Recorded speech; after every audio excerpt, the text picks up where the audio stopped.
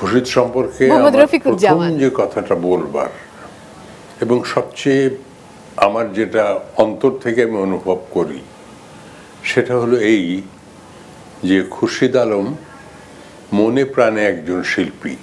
এই খুরশিদ আলমের চলচ্চিত্রে আগমন, এই চলচ্চিত্রে গান করার শুরু হয়েছিল মূলত 60-এর দশকের শেষ দিকে কিংবা 70-এর একেবারে শুরুতে।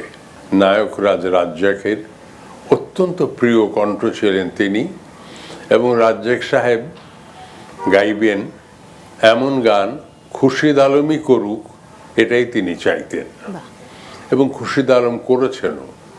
রাজ্জাক সাহেবের নেপথ্যে সম্ভবত সব থেকে বেশি গান ওনার। খুরশিদ বয়সে আমাদের থেকে একটু কম হলেও তার কিন্তু সেই বয়স থেকেই একটা জিনিস ছিল, সেটা হচ্ছে যে ভালো লাগানোর মতো ব্যক্তিত্ব। একজন ব্যক্তি যাকে দেখলে, যার সঙ্গে কথা বললে মন ভালো হয়ে যাবে, ঠিক সেরকম একটা ব্যক্তিত্ব ছিলেন খুরশিদ আলম। খুরশিদ আলম একদিনে খুরশিদ আলম হননি, খুরশিদ আলম হতে তাকে সংগ্রাম করতে হয়েছে। এই সংগ্রাম আগামী দিনের শিল্পীদেরও যেন মধ্যে এই সংগ্রামের আগ্রহ, প্রেরণা যেন থাকে, এই কামনা করি।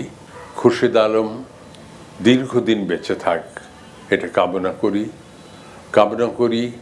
এমনভাবেই প্রাণোচ্ছল থাক, কামনা করি এমনভাবেই তার কণ্ঠ সুরে থাক, এবং তিনি এখনো পর্যন্ত যে সুরে গান, এইটা তার আজীবন যেন থাকে, এবং আল্লাহ যেন তাকে এই তৌফিক দান করেন।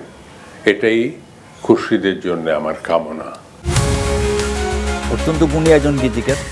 এবার বলুন কতটা অবাক হলেন আপনি? আসলে সাংঘাতিক, মানে আমি যে গানটা আমার ওয়াইফকে উৎসর্গ করলাম, সেই গানে গীতিকারের এটা শুনতে পাবে, সে কল্পনা করতে পারে, একদম সঙ্গে সঙ্গে হাজির। মিলে গেল। কি বলতে চাইবেন এই মুহূর্তে? আমি এই ভদ্রলোক আমাদের বাংলাদেশ বেতারের মিউজিকের এআরডি ছিলেন, পরে উনি প্রাইভেট চ্যানেলে বৈশাখীতে কাজ করতেন।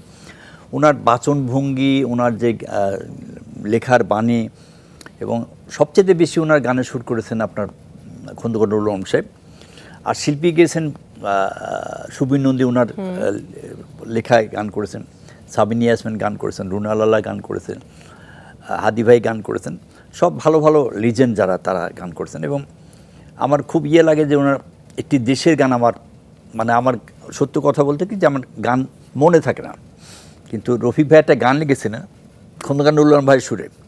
এই গানটা আমি নিজেও বুঝতে পারি না যে যেদিন থেকে উনি লিখলেন এবং সুর করলাম, ওই যেদিন রেকর্ডিং করলাম, ওইখানে এখন পর্যন্ত আমার মুখস্থ আছে। তার গানটার একটা লাইন বলতে হয়, আমি যেটা বলতে চাচ্ছি যে বাণী যদি ভালো হয় সেটা গ্রহণযোগ্যতা বাড়ে, এবং আমি মনে করি যে মনে রাখার জন্য সুবিধা হয়। যেরকম আমি গানটা পুরা ফার্স্ট লাইন থেকে লাস্ট লাইন পর্যন্ত মনে, গানটা একটু একটা লাইন গাই।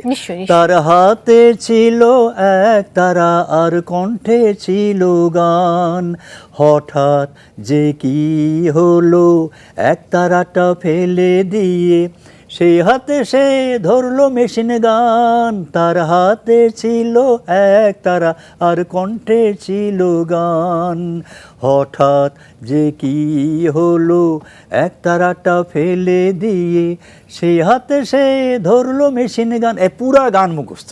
এটা একটা দেশের গান ছিল, খন্দকার নুরুল সাহেব সুরারোপিত, এবং বাংলাদেশ বেতারে কমার্শিয়াল সার্ভিস এটা রেকর্ড নিয়েছে।